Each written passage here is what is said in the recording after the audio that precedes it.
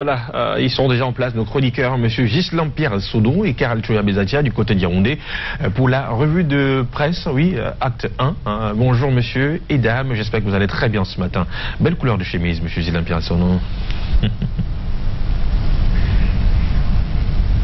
Bonjour Douala, bonjour à vous. Bonjour également à vous du côté de Douala. Bienvenue donc dans la cité capitale. On a donné rendez-vous hier. Nous sommes bel et bien en poste. J'aime à le rappeler Thierry Carole. Vous tous qui êtes chargés faute d'information, venez à la revue de presse. Acte 1 en direct donc de la cité capitale. Je suis, et c'est un plaisir, en compagnie de ma voisine du matin, Karel Mezatia. Bonjour Karel. Bonjour Ghislain Pierre Sono, bonjour Thierry Carole, bonjour Soflane, bonjour également à tous ceux qui nous regardent au Cameroun, en Afrique et à travers le monde. Good morning to all of you. We are going to start this morning with Cameroon Tribune. The Secretary General of the Commonwealth, Patricia Scotland, is in our country, and Cameroon Tribune is talking about it this morning. C'est un note de marque qui est dans nos murs depuis hier. Patricia Scotland, vous l'avez dit Karel, est arrivée hier en terre camerounaise dans le cadre d'une visite officielle qu'elle effectue donc à Yaoundé. Madame le secrétaire général du Commonwealth a été accueillie hier à l'aéroport international de Yaoundé Simalène par le Premier ministre chef du gouvernement camerounais Philemon Yang. Ces déploiements du club de gentlemen permettra des discussions entre lui et les officiels, entre lui et les leaders des partis politiques, enfin entre lui et les membres de la société civile. Cameroun Tribune, le quotidien camerounais à capitaux publics, fait savoir que le menu de cette visite est tel que le plat de résistance est la situation dans les régions du nord-ouest et du sud-ouest camerounais. Le quotidien bilingue national s'intéresse en outre aux menaces sécuritaires. À ce sujet, le journal s'interroge comment cerner les mutations. Ils sont à Yaoundé depuis quelques jours. Déjà, c'est à la faveur de la deuxième conférence semestrielle pour le compte de l'année 2017. Eux, ce sont les 10 gouverneurs des 10 régions camerounaises qui sont venus respecter un rendez-vous qu'ils avaient donné au premier semestre de l'année 2017 au ministre René Emmanuel Sadi de l'administration territoriale et de la décentralisation. Rendez-vous honoré donc avec exactitude et politesse à Zimbourou de Cameroun Tribune, les présidentes en costume, mais en guerre contre des délinquants et tous les mots qui empêchent l'épanouissement des Camerounais dans leurs zones respectives de commandement. Tenez, dans le nord, Jean-Eddy Abate se félicite de l'adhésion des populations aux mesures de sécurité particulières que lui, le gouverneur, a prises dans sa zone de compétence dans l'extrême nord camerounais. Selon Mindji Yawa Bakari, qui est donc le gouverneur de cette région, eh bien le processus est en cours, celui de la déradicalisation de la secte terroriste Boko Haram. Autre cliché cette fois dans le nord-ouest à Bamenda où Adolphe Beban Tchofo, l'aile de l'Afrique, appelle les populations à collaborer avec les forces de défense et de sécurité pour ne pas donner vie donc à un certain nombre de terroristes. We are going to talk about Anglophone crisis with the Guardian Post. According to this newspaper, fresh gun battle in Manfé welcomes Commonwealth Secretary General. À Manfé, les coups de feu ont encore retenti hier, selon une information qui est donc rapportée ce matin par le quotidien camerounais d'expression anglaise. Des nouvelles fraîches de cette bataille entre forces régulières et terroristes qui ont fait des morts, notamment dans le camp de l'ennemi. Entendez, République virtuelle de l'Ambazonia. Ce que le journal voit en cela, c'est un mot de bienvenue à l'adresse du secrétaire général du Commonwealth qui séjourne donc à Yaoundé depuis hier.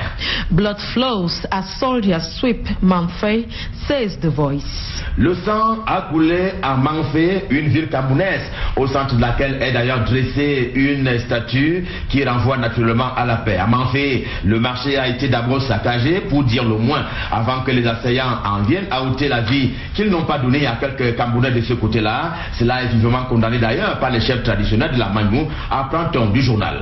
Toujours en rapport à cette crise, le quotidien L'Épervier, qui s'intéresse à la présidentielle 2018, s'interroge. L'insécurité peut-elle paralyser l'élection? Le quotidien L'Épervier fait un bond en avant dans le fait politique de demain. Demain étant déjà 2018 pour dire et questionner l'environnement d'insécurité qui donne d'ailleurs à réfléchir sur les conditions d'organisation des élections en 2018 au Cameroun. D'ici à là, va-t-on sortir du bourbier des régions anglophones où des corpuscules sécessionnistes sèment dans la peur? Si la situation s'est nettement améliorée, la région de l'extrême nord camerounais aussi reste une préoccupation au rang des facteurs qui interrogent le contexte contexte de la tenue d'une élection présidentielle au Cameroun en 2018. Le journal nous amène en outre à l'hôpital central de Yaoundé où le directeur général professeur Pierre-Joseph Fouda impulse le changement, nous dit le quotidien L'Épervier. 5 ans déjà passés à la tête de l'hôpital central de Yaoundé avec un bilan positif quand il n'est pas élogieux vu du quotidien L'Épervier en kiosque ce matin. Pour preuve, le professeur Pierre-Joseph Fouda vient d'être béni par le ministre André Mamafoura de la Santé publique qui l'a donc encouragé à aller de l'avant en luttant contre tout type de pathologie et de virus. C'était lors du 35e anniversaire de cet hôpital. La suite, c'est avec le quotidien en mutation. Le journal nous amène au port de Kribi et nous informe que là-bas l'inertie brouille les équipements. Le complexe industriel portuaire de Kribi ne tombe pas dans des études, mais c'est tout comme au regard de la rouille naissante sur le site et qui a déjà tapé dans l'œil du quotidien à capitaux privés mutation. La rouille parce que le port est isolé, il attend une inauguration qui ne vient pas depuis 3 ans lorsque se sont achevés les travaux de la première phase, telle une dame qui attend dans le retour de son amant. Eh bien, le port à l'eau profonde de Kribi scrute le mouvement de Paul Biya depuis 3 ans maintenant. Le journal de Georges-Alain Boyomo s'intéresse en outre au manuel scolaire Tabimanga emporté par la réforme, titre le quotidien Mutation à ce sujet. Le nouvel homme fort du livre camerounais s'appelle Jean-Paul Common. Rien en commun avec Jean Tabimanga appelé à la 11e section. Eh bien, le remplacement est intervenu hier à la tête du conseil d'agrément des manuels scolaires par un texte du Premier ministre Philemon Yan. Jean-Paul Common connaît le Premier ministre pour avoir travaillé à ses côtés comme conseiller technique. Il va devoir ramener le livre unique que son prédécesseur avait hélas abandonné dans ce que Marcelin Vunda et toi appellent dérive mercantile dans le secteur du livre camerounais. On reparle du concours d'entrée à l'école nationale d'administration et de magistrature avec son détour. Un mort parmi les candidats déclarés admis à l'INAM. Et si le directeur général Linus Toussom N'Djana avait piégé le ministre Ange Michel Nguyen, c'est le titre qui barre la une de ce journal. Ceci est un cas qui donne matière à recherche aux universitaires. Un candidat déclaré définitivement admis au cycle 1 de la section administration des affaires sociales de l'école nationale d'administration et de magistrature ENAM, alors qu'il est mort peu avant les épreuves orales. À l'arrivée, le découillus est classé major, vivement que les sociologues expliquent l'enchantement du monde. Également au menu de cet hebdomadaire, contractualisation des maîtres des parents selon Sans Détour. Il y a un gros brouillard sur la 3e opération.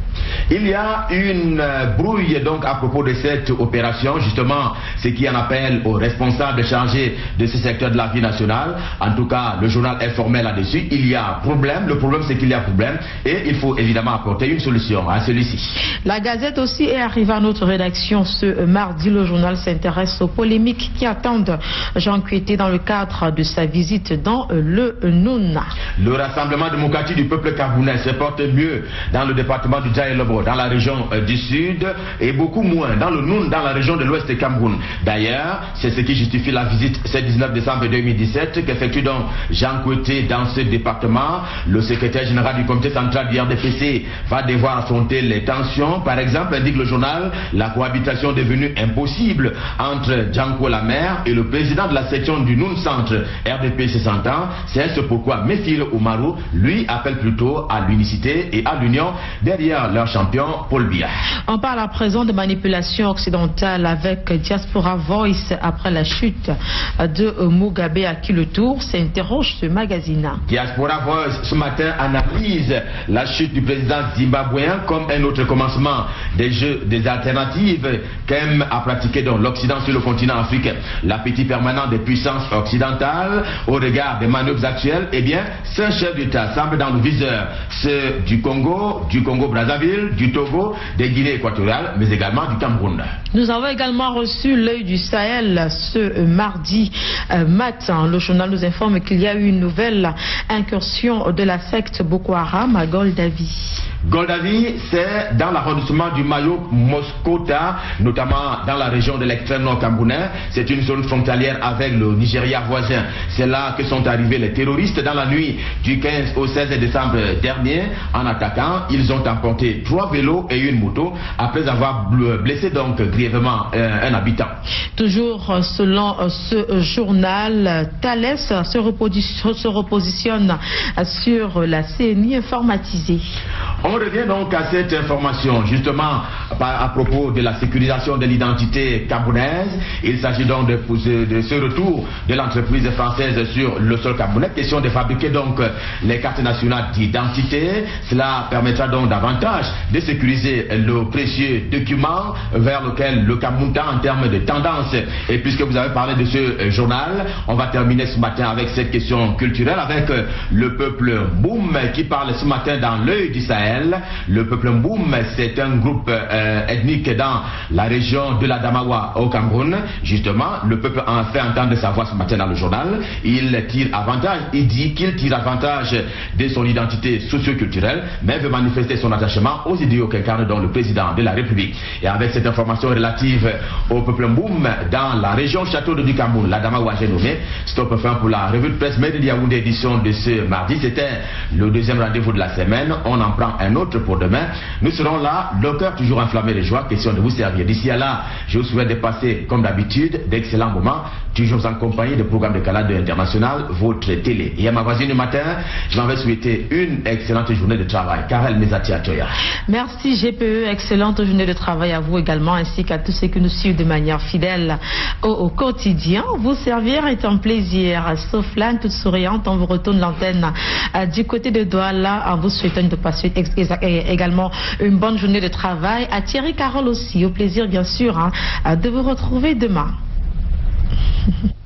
Et Ghislain Pierre et Sono, excellente journée à vous. À demain pour une autre revue de presse. L'essentiel de l'actualité vue par la presse papier camerounaise. On en reparle à Douala avec Michael Tipkio. Bonjour Michael. Bonjour Soflane. Merci d'être là ce matin. Merci. J'adore la couleur de votre veste. Merci, merci encore. Bonjour Thierry. Bonjour Michael. Allez, on va démarrer cette revue de presse avec la nouvelle expression. La nouvelle expression qui parle ce matin de la deuxième conférence semestrielle des gouverneurs de région qui s'est ouverte hier à Yaoundé. La conférence qui se tient présidée par le ministre de l'administration territoriale et de la décentralisation, René Emmanuel Sadi, qui est revenu sur la crise anglophone et des mouvements sécessionnistes observés depuis quelque temps avec les activistes qui donnent la mort aux forces de défense et sécurité camerounaises. Lui qui a également parlé du front contre la secte terroriste Boko Haram à l'extrême nord du Cameroun. Le ministre de l'administration territoriale qui instruit la violence légitime pour aller en guerre contre ces terroristes qui veulent mettre à mal l'intégrité territoriale du Cameroun. Il faut absolument sauvegarder l'intégrité de notre pays. Lui qui a recommandé aux forces de rester, aux autorités bien sûr, de faire ce que force reste à la loi. Il a aussi pressé au gouverneur de rassurer les populations quant aux dispositions prises pour préserver la paix, garantir la sécurité des personnes et des biens sur l'étendue du territoire camerounais. Le thème général de ces travaux qui s'achèvent donc demain mercredi est autorité administrative, mutation des menaces sécuritaires, enjeux et vivre ensemble les perspectives de l'intégration sous-régionale. Des gouverneurs de région à l'exemple de Midi Yawa Bakari de l'extrême nord du Cameroun qui s'exprime dans la nouvelle expression ce matin nous apprend que des ex-combattants reviennent par vagues dans l'extrême nord du Cameroun. Kildadi Tadieke Bouka, gouverneur de la région du Nord, pour lui la région vit un calme relatif depuis quelque temps. Le littoral, lui, se porte relativement bien selon Samuel Dieudonné, Iva Adibois, qui s'exprime dans les colonnes de la nouvelle expression en kiosque ce matin. Toujours à la une de la nouvelle expression, on parle d'une fois encore de ce conseil d'administration de la Camwater qui s'est tenu hier ici à Douala et qui a vu donc débarquer le directeur général adjoint, M. Gompa, qui a été remplacé par un autre directeur général adjoint, Bidjoka, qui a été donc nommé hier au terme du conseil d'administration tenu et présidé par le ministre de l'eau et de l'énergie, Basile Atanganakuna, un nouveau directeur général et la nouvelle expression qui revient sur les déceptions de ce conseil d'administration. Le journal qui s'attendait à ce qu'on parle par exemple de l'absorption de la camerounaise des eaux, Basile Atanganakuna, Jérôme Bieta et Gervais Bolanga ont plutôt pris une journée pour remplacer le directeur général adjoint Félix Gompa par Jean-Pierre Bidjoka. Des points essentiels relevés par la nouvelle expression n'ont pas malheureusement été évoqué lors de ce conseil d'administration qui s'est tenu 38 jours exactement après l'installation de nouveau directeur général à la tête de la Cameroun Water Utilities ici à Douala. Et l'affaire de l'ENAM continue à faire les choux gras de la presse. La nouvelle expression choisit d'en parler encore ce matin et se demande si le ministre de la fonction publique et de la réforme administrative n'a pas été piégé dans cette histoire. On se souvient de ce mort qui a été déclaré admis au concours de l'École nationale d'administration et de magistrature. Le journal se demande comment ceci est finalement arrivé. La nouvelle expression qui est allée glaner des informations à l'École nationale d'administration et de magistrature et même au ministère de la fonction publique et de la réforme administrative pour noter justement que la liste des admis a été déposée par le directeur de l'ENAM en personne et que cependant le ministre de la fonction publique et de la réforme administrative n'aurait rien à répondre justement à cette liste qui comporte le nom d'un homme qui est décédé quelque temps après, qui n'a d'ailleurs pas pris part aux épreuves orales de ce concours, lui qui est d'ailleurs désigné comme majeur de sa promotion, alors qu'il n'a jamais pris part à ce concours. Que s'est-il exactement passé? La nouvelle expression nous livre des informations fraîches pour comprendre ce dossier, pour comprendre cette affaire qui fait parler depuis quelque temps maintenant. Et puis, Info Matin en parle également à sa une et parle de scandale, justement, quand le directeur général de l'ENAM ressuscite un mort. Il s'appelle il s'agit de monsieur Milsin Djomo, candidat au concours de l'ENAM, malheureusement décédé sans avoir pris part aux épreuves orales, mais finalement déclaré admis et d'ailleurs majeur de sa promotion.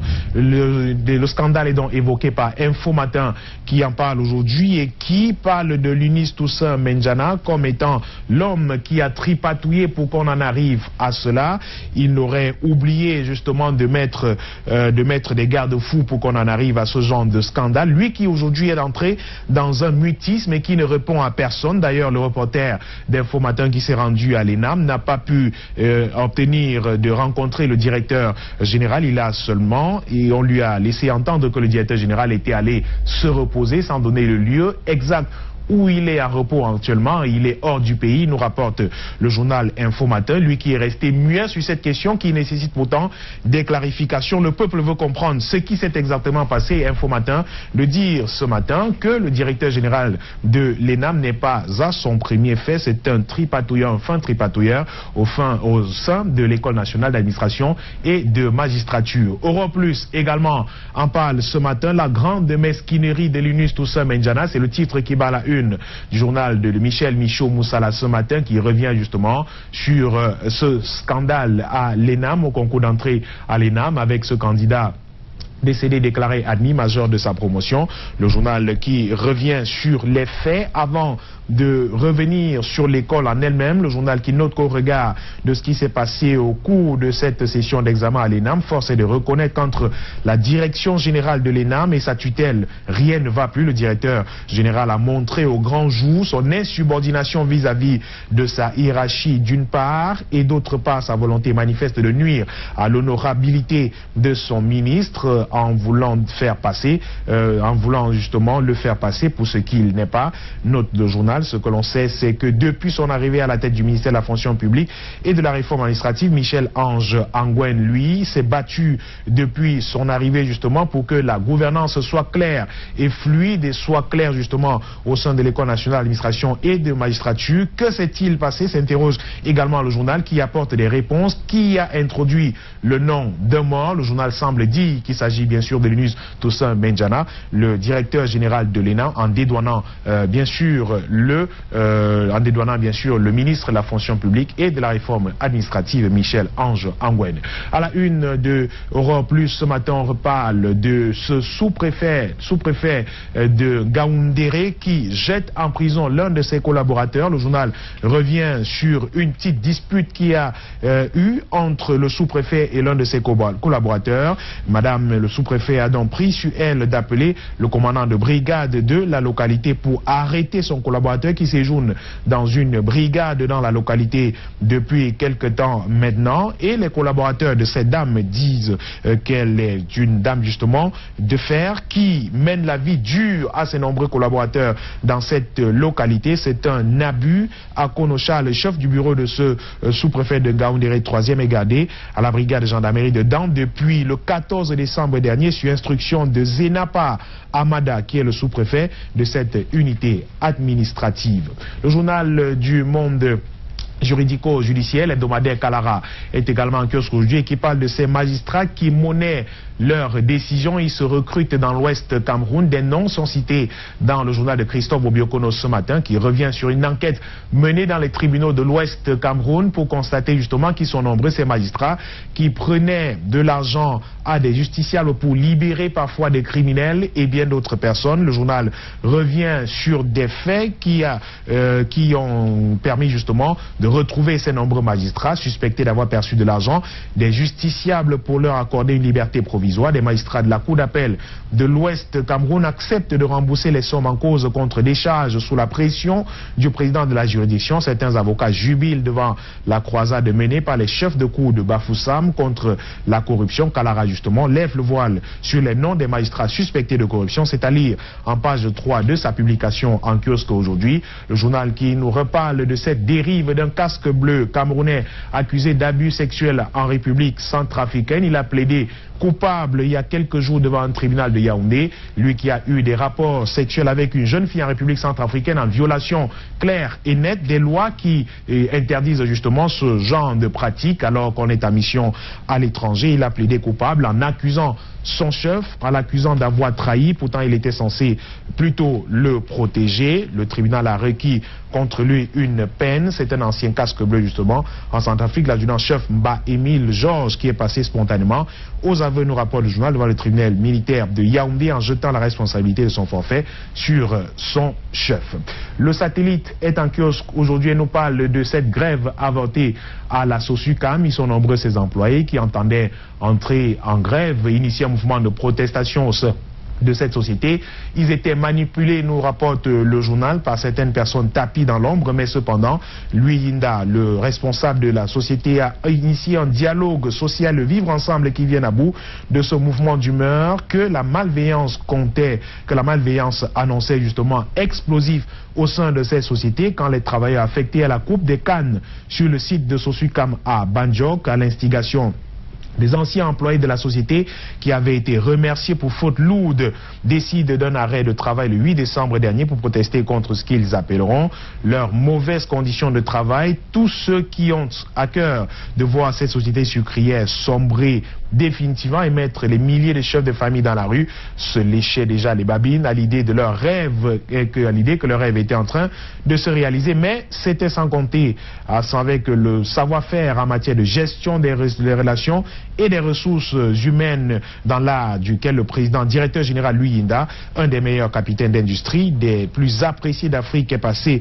maître justement. C'est un échec émat pour les monteurs de cette grève, le moins qu'on puisse dire, rapporte le journal Le Satellite, et qu'avec l'entrée en scène de Louis Yinda, les grévistes n'ont pas eu besoin de se faire prier pour comprendre qu'en prenant l'option de la grève, ils faisaient fausse route. La preuve, depuis le 14 décembre dernier, comme c'est la tradition à la SOSUCAM, les employés totalisent une durée de 2 ans et demi et perçoivent sans la moindre discrimination un salaire représentant le 13e mois dans cette société. Tout se porte plutôt, tout se passe plutôt bien au sein de la SOSUCAM, nous dit Le Satellite ce matin. Le Satellite qui reparle justement de Michel Ange Angouin qui au trousse de 14 000 agents fictifs au sein de l'administration camerounaise. Ils sont nombreux. Une liste a d'ailleurs été rendue publique par le ministre de la fonction publique et de la réforme administrative qui, depuis son arrivée à la tête de ce ministère, entend mettre en déroute ces nombreux employés, fonctionnaires fictifs qui sont nombreux au sein de cette administration. Et puis le Satellite, pour sortir par de l'affaire Bissek, le pied de nez de Jean-Baptiste Bokam a ses nombreux détracteurs. L'entreprise Bissek a donné justement un point de presse, on se souvient, à Yaoundé, le PCA de la Bissek, qui a invité durant ces échanges ces délateurs à l'attendre sur le terrain de l'action gouvernementale, ceux qui ont tenté de nuire à sa réputation en l'accusant justement d'être derrière le détournement de près de 50 milliards de francs CFA à la Banque internationale du Cameroun pour l'épargne et le crédit. Il n'en est rien. Il y a beaucoup d'amalgames avec des gens qui estimaient que je devais être interpellé, à lancer Jean-Baptiste Bokam. Je me suis demandé si ce n'était pas pour des raisons politiques. Ceux qui veulent m'attraper politiquement doivent m'attendre sur le terrain du gouvernement, ils ne doivent pas profiter d'une affaire comme celle-ci pour essayer de me salir, conclut le journal Le Satellite. Et on sort avec Mediafrique 24 qui parle également de la BICEC, de ce problème de banqueroute, probable banqueroute justement, les assurances de la BICEC, avec notamment cette conférence de presse donnée à Yaoundé par le président du conseil d'administration de l'entreprise et de son directeur général, les deux qui ont rassuré de ce que l'entreprise se porte plutôt bien. De banqueroute, il n'en est rien à ce jour. Les assurances sont venues du président du conseil d'administration et du directeur général de la société. Lors de cette rencontre avec la presse à Yaoundé, la direction générale a annoncé un résultat net de 10 milliards de francs CFA en 2018, et on se souvient justement avec ces informations glanées après ce point de presse que selon la BICEC, justement cette année 2017, les chiffres aussi entre 6 et 7 milliards de francs CFA en nette progression par rapport aux chiffres de 2016 qui étaient négatifs à raison de la fraude alors récemment découverte au sein de la société. C'est avec Mediafrique 24 que nous mettons un terme à la revue de presse aujourd'hui à Douala. Soflan. Merci beaucoup Michael Tipkio pour cette revue de presse. Nous vous souhaitons de passer une excellente journée messieurs et de nous retrouver demain. Merci, je vous le souhaite également Soflan. Merci. D'accord. Il est 7h passé de 25 minutes chouchou. Ce qu'on va faire, c'est s'intéresser à une page bleu azur et puis revenir pour quelques informations sur le plan international. Je suis d'accord.